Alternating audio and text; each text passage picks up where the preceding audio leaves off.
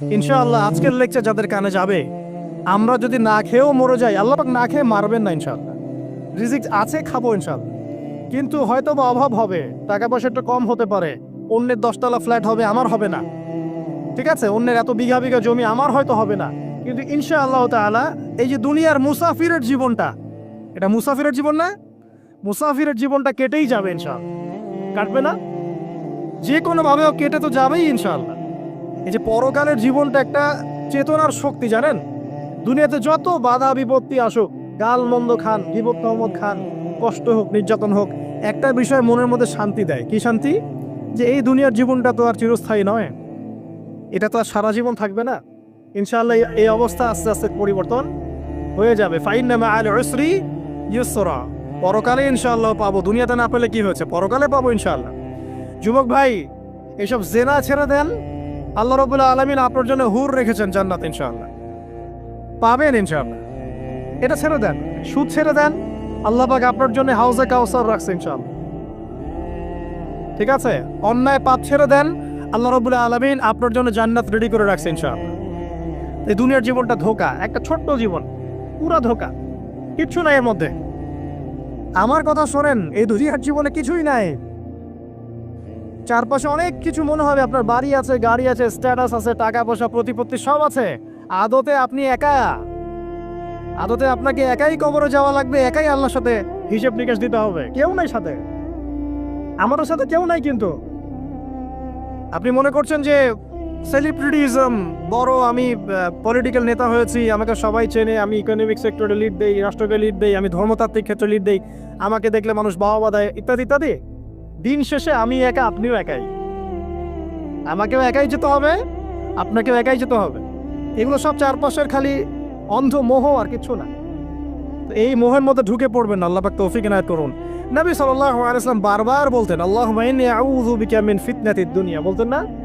হে আল্লাহ, আমি এই দুনিয়ার ফিতনা থেকে তোমার কাছে আশ্রয় প্রার্থনা করছি। ওয়া ইন্নী আউযু বিকা মিন ফিতনাতিন নিসা, আমি মহিলাদের ফিতনা থেকেও আশ্রয় প্রার্থনা করছি। আরো দোয়া করতেন, আল্লাহুম্মা ইন্নী আউযু বিকা মিন আযাবিল কবর, হে আল্লাহ, আমি কবরের আযাব থেকে আশ্রয় প্রার্থনা করছি। ওয়া আযাবি জাহান্নাম, জাহান্নামের আযাব থেকে আশ্রয় প্রার্থনা করছি। ওয়া মিন ফিতনাতিল মাহইয়া ওয়াল মামাত, জীবন মৃত্যুর ফিতনা থেকে আশ্রয় প্রার্থনা করছি। ওয়া মিন শাররি ফিতনাতিল মাসিহিদ দাজ্জাল, এবং দাজ্জালের ফিতনা থেকে আশ্রয় প্রার্থনা করছি। দাজ্জালে পরে আসবো ইনশাআল্লাহ। দাজ্জাল নিয়ে আলোচনা করলে আবার কিছু মানুষ খারাজি ট্যাগ লাগাই দিতে পারে, ওই জন্য এদিকে আমি এখন যাচ্ছি না। হ্যাঁ, সামনে আসি।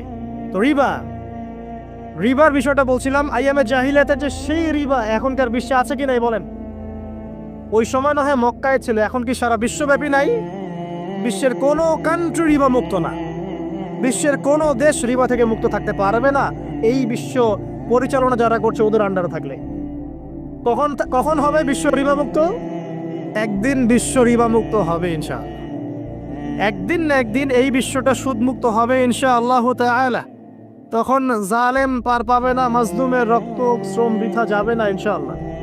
কবে, কত বছর পর আমি জানি না, কিন্তু এতটুকু জানি যে মালহামার পরে যখন আল মাহদি আসবেন, এবং তারপর যখন মাসিহুদ দাজ্জাল বের হবে, এবং ঈসা ইবনে মারইয়ামকে আল্লাহ পাক নামিয়ে দিবেন, তার হাতে যখন দাজ্জাল নিহত হবে, এবং জেরুজালেম থেকে যখন পুরো বিশ্ব শাসন করা হবে মুসলিমদের হাতে, তখন রিবা বলে কিচ্ছু থাকবে না পৃথিবীর ইনশাআল্লাহ।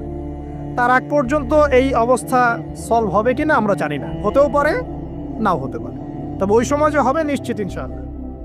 আসুন, আইয়ামে জাহিলিয়াতের আরেকটা বড় পাপ ছিল, যে এক ভাই বলেছেন, সেটা হচ্ছে নারীর অবমাননা। কে বলেছে এই কথাটা? সামনে একজন।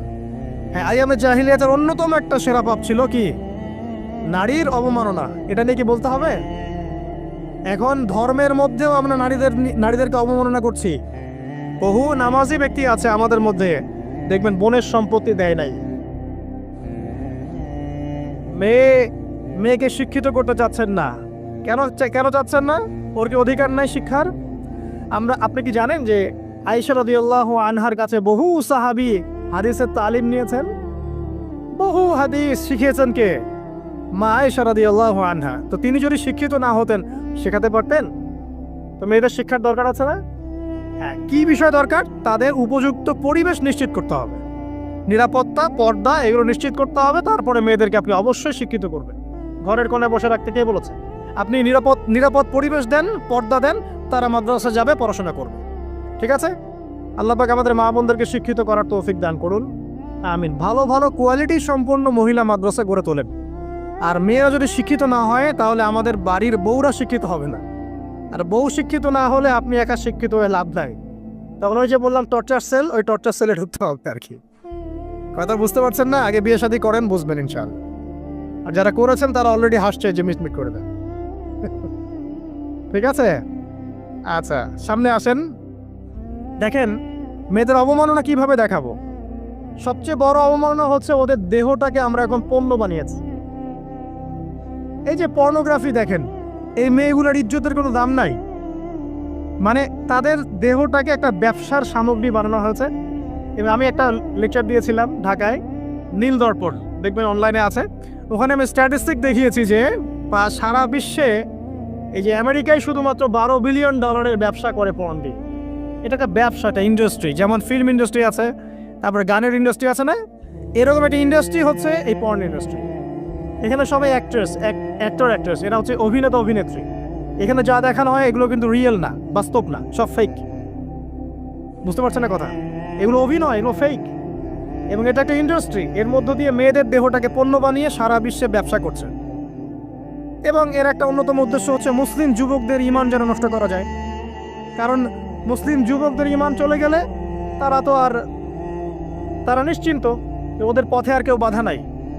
কারণ ওদের এই জুলুমের পথে বাধা যদি কেউ দিতে পারে তাহলে কারা দিবে? মুসলিমরা। আর মুসলিমদের মধ্যে সবচেয়ে শৌর্য বীর্য কাদের মধ্যে থাকে? যুবকদের মধ্যে।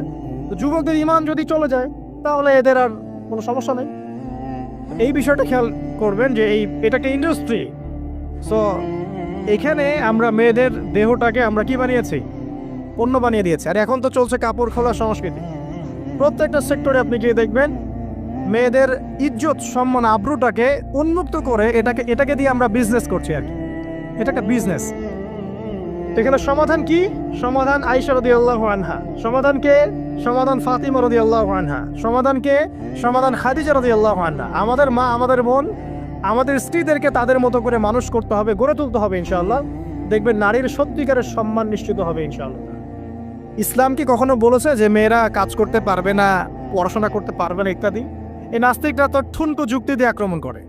কে বলেছে? সমস্যা এমন ইসলামিক স্টেট আছে যেখানে একটা স্টুডিও, মনে করে স্টুডিও, ছবি তোলা হয়, কথার কথা, সেখানে সব কর্মী মহিলা, কোনো পুরুষ নাই। একটা মাদ্রাসা, সমস্ত কর্মী মহিলা, কোনো পুরুষ নাই। একটা স্কুল, সবাই মহিলা, কোনো পুরুষ নাই। ওখানে মেয়েরাই পড়ে, মেয়েরাই শেখায়। জায়েজ না জায়েজ বলেন? একটা নিরাপদ পরিবেশে যদি মেয়েরাই মেয়েদের দায়িত্ব নিয়ে পড়াশোনা করায়, ব্যবসা করে, অন্য কিছু করে, জায়েজ না জায়েজ? তাহলে পরিবেশ নিশ্চিত করাটা হচ্ছে চ্যালেঞ্জ। ইসলাম বলছে না যে আপনি তাকে একদম অজ্ঞ করে রেখে ঘরের কোণে ফেলায় রেখে দেন, তাকে আপনি পড়াশোনাও শেখাবেন না, সম্পত্তির অধিকারও দিবেন না, কিছুই না। এগুলো ইসলাম কখনো বলেনি। বলেছে?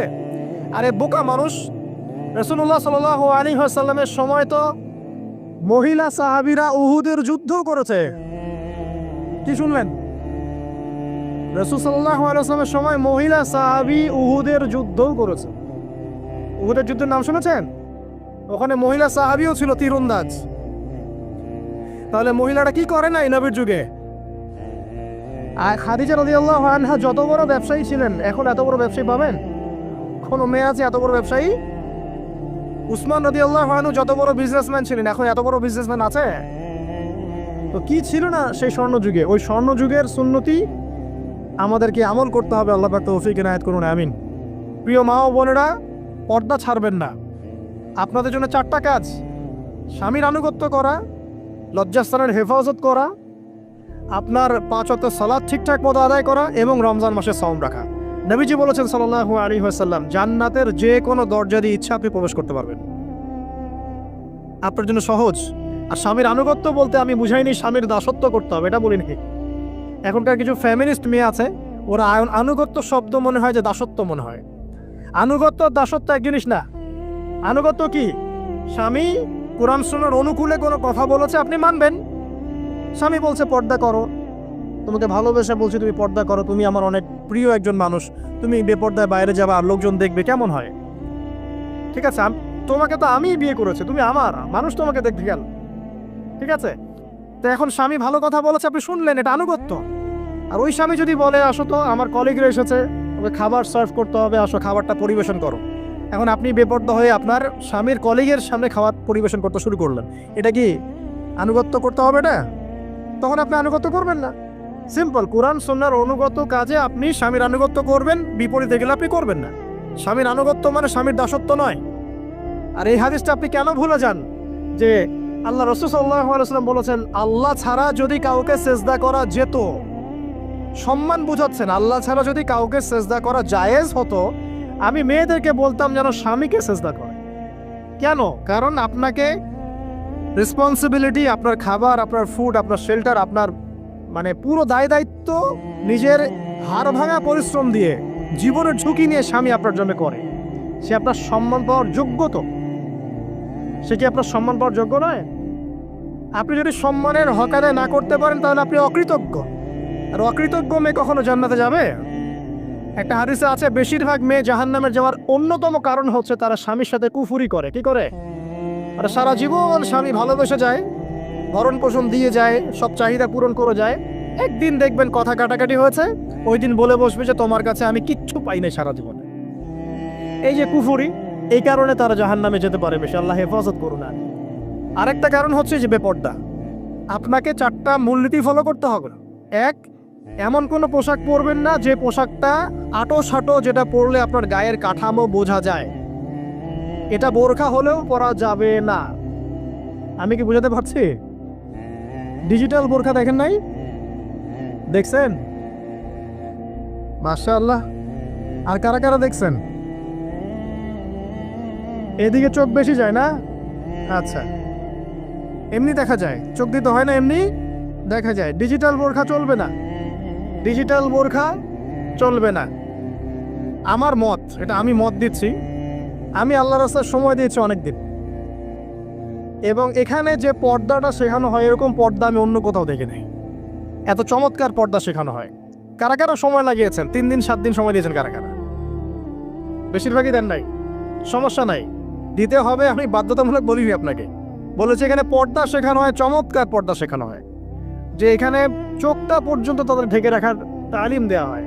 যাই হোক, যেখানেই শেখেন অ্যাটলিস্ট পর্দাটা শিখলেই হলো। এমন পোশাক হবে না যেই পোশাকটা আটো সাটো, যেটা পরে আপনার গায়ে কাঠামো বোঝা যায়। 2 নম্বরে এমন পোশাক পরা যাবে না যেই পোশাকটা পরলে বাহির থেকে ভিতরের অঙ্গ দেখা যায়।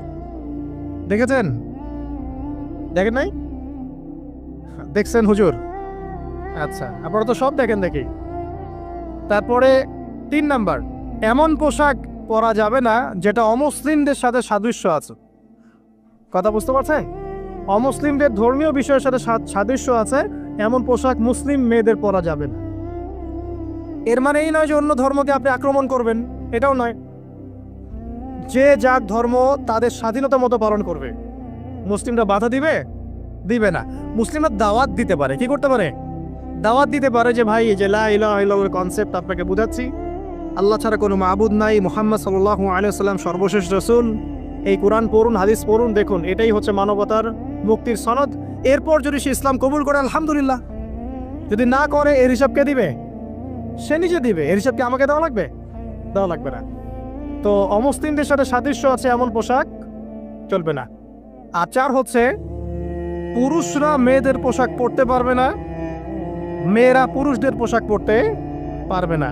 জি, আপনাদেরকেই বলছি, আপনারা জিন্স পরতে পারবেন না, মেয়েদেরকে বলছি, এবং টি শার্ট পরতে পারবেন না। আপনারা ওই যে যা ইচ্ছা তাই ড্রেস পরে বলবেন যে 1000 বছরের সভ্যতা সংস্কৃতি, এসব বাজে কথা চলবে না এখানে। এটা 1000 বছরে কোনোদিনও আমাদের দাদা নানিরা এগুলা কখনো পরে নাই। পড়ছে? আপনার দাদি কখনো এরকম পরছিল শাড়ি? তো যে বললো 1000 বছর থেকে পরে আসতেছে নাকি?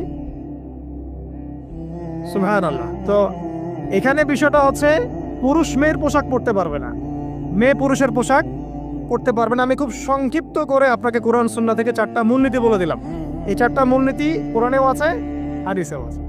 আসেন, এই যে নারীর অবমাননা, এই বিষয়টা আইয়ামে জাহিলিয়াতে যেমন ছিল, এখন দেখবেন আরো বড় পরিসরে এসেছে। আসে নাই? এই যে ফ্যাশন শো, দেহের প্রদর্শনী, বিভিন্ন ফিল্মস দেখবেন, ফিল্ম ইন্ডাস্ট্রিজে দেখবেন, মিউজিকে দেখবেন, পর্নে দেখবেন, মেয়েদের দেহটাকে নিয়ে ব্যবসা করা হচ্ছে। আগে তো না হয় কন্যা সন্তান হলে জীবন্ত পুঁতে ফেলতো নাকি, এখন যদি গর্ভের বাচ্চা মেয়ে জানে অনেকে আগেই মেরে ফেলায়। বুঝেন নাই মনে হয়, অনেকে যদি জানে যে গর্ভে মেয়ে সন্তান আছে আগেই মেরে ফেলায়।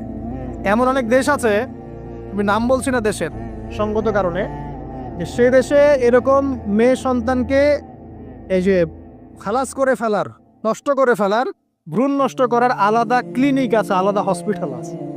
বলে নাউজুবিল্লাহ। তো আসলে ওই 1450 বছর আগের মানুষটা বেশি বর্বর ছিল না আমরা বেশি বর্বর? এই যে অধিকারের কথা বলে বলে আমরা মেয়েদের দেহটাকে নিয়ে এখন মস্করা করছি, তামাশা করছি। সবচেয়ে সেরা অধিকার কোথায় পাবে? কোরআনে পাবে, হাদিসে পাবে, ইসলামে পাবে। তার পর্দা নিশ্চিত হবে, দেহ সেফ থাকবে, তার ইজ্জত নিশ্চিত হবে, ইজ্জত সেফ থাকবে, তার সম্মান সেফ থাকবে, তাকে রাজরানীর মতো স্বামী বাসায় রাখবে, কারণ সে হচ্ছে তার কাছে সবচেয়ে মূল্যবান প্রিয় বস্তু। শুধু তাই নয়, সম্পত্তির অধিকার তাকে দিতে হবে। একজন মেয়ে তার ভাইয়ের সম্পত্তি পাবে, তার বাবার সম্পত্তি পাবে, তার স্বামীর সম্পত্তি পাবে, সব দিক থেকে সে সম্পত্তি পাবে। আর একজন ছেলে কিন্তু সব দিক থেকে সম্পত্তি পাবে না। এই বিষয়গুলো যখন এক শ্রেণীর মানুষ বোঝে না, তখন ইসলামের বিরুদ্ধে অহেতুক প্রোপাগান্ডা চালানো শুরু করে। সবচেয়ে সেরা সম্মান রক্ষার উদাহরণ দেয়া হয়েছে ইসলামে, কোরআনে এবং হাদিসে। এই কথাটা আপনাদের মা বোনদেরকে বোঝাবেন, তবে নম্রতার সাথে বোঝাবেন, কারণ উচ্চবাচ্য করলে তারা কথা শুনবে না। আর আল্লাহ রাসূল সাল্লাল্লাহু আলাইহি ওয়াসাল্লাম বলেছেন, কিছুটা বাঁকা হাত দিয়ে তাদেরকে তৈরি করা হয়েছে। যদি আপনি শক্ত করে চাপ দিতে যান তাহলে ভেঙে যাবে, আর যদি আপনি ওই অবস্থায় ছেড়ে দেন তাহলে বাঁকাই থেকে যাবে। এখানে আপনাকে হিকমা অবলম্বন করতে হবে। আল্লাহ পাক তৌফিক দান করুন। একটা বিষয় বলছিলাম, ওই যে শিরকের পাপ এখন গ্লোবালাইজেশন হয়েছে না, ওই সুদের পাপ এখন গ্লোবালাইজেশন হয়েছে না। গ্লোবালাইজেশন বোঝেন? মানে বিশ্বায়ন, পুরো বিশ্বে ছড়িয়ে পড়েছে না। আর একটা হচ্ছে এই যে মেয়েদের অবমাননা, এটা সারা বিশ্বে ছড়িয়ে পড়ে নাই? আচ্ছা, আর দুটো বলবো, এরপর বলে আমি শেষের দিকে যাচ্ছি। আসেন, একটা হচ্ছে মাদক। আইয়ামে জাহেলিয়াতের অন্যতম সেরা পাপ ছিল কি? মাদক। ওই যে বলছেন জাহেলি যুগ, কেন বলছেন জাহেলি যুগ? বিকজ ওইখানে মাদক খেত মানুষ বেশি। এখন বলেন, ওখানে না হয় মক্কায় মাদক খেত মানুষ, এখন সারা বিশ্বে মাদক ছড়িয়ে পড়ে নাই? বেশি না কম? এখন এই যে নতুন নতুন মাদক আসছে, ইয়াবা, আরও নাকি কি আসছে নতুন নতুন, আমরা নামও জানি না। এই যে গাজার নাম জানি, ফেন্সিডিলের নাম জানি, আর কি আছে, হিরোইন বলেন, আর দু একটা, আফিম, আর কি আছে? হ্যাঁ, রেন্ডি, সুবহানাল্লাহ, এই নামও কখনো শুনি নাই আমি। আচ্ছা শোনেন, বিষয়টা হচ্ছে, দেখুন এই বিষয়টা কি হালাল না হারাম? আচ্ছা, এটাকে যদি আমরা হালাল করে নেই তাহলে কি হবে? কুফরি হবে না শিরক হবে? শিরক কুফর দুটোই হচ্ছে। কিন্তু এখন মক্কার কিছু মানুষ মাদক খেয়েছে বুঝলাম, আল্লাহ রাব্বুল আলামিন ধাপে ধাপে এখান থেকে বের করেছেন। প্রথমে বলেছেন মদ খেয়ে নামাজের ধার কাছে যেও না। হ্যাঁ, তারপরে বলেছেন এই যে মাদকে কিছুটা উপকার আছে কিন্তু বেশি ক্ষতি। তারপর বলেছেন খেয়ে নামাজের কাছে যেও না। তারপর ধাপে ধাপে শেষের দিকে এসে আল্লাহ পাক বলেছেন যে এটাকে ছেড়ে দাও। সূরা মাইদায় পড়ে দেখেন, এটা শয়তানের কাজ। তখন সাহাবায়ে কেরাম রাদিয়াল্লাহু আনহুম পুরোপুরি মাদক থেকে নিজেদেরকে মুক্ত করলেন। এরপরে কি কখনো তারা মাদক ছুঁয়েও দেখেছেন? বরং মাদক দ্রব্য সেবন করলে 40টা লাঠি বেত্রাঘাত করতে হয়, ইসলামিক শাস্তি। কয়টা লাঠি? আর ওমর রাদিয়াল্লাহু আনহুর সময়ে 40 লাঠিকে বাড়িয়ে 80 লাঠি করা হয়েছে। কত লাঠি? 80 লাঠি। কিন্তু আরো একটা পাপের শাস্তি আছে, বলবো? অপবাদ, এখন যেটা বেশি দেওয়া হয়, অপবাদ, মিথ্যা অপবাদ, সতীসাধী নারীর উপরে মিথ্যা অপবাদ, এর শাস্তি হচ্ছে 80 লাঠি। আবার 100 লাঠির শাস্তি আছে, 100 লাঠি।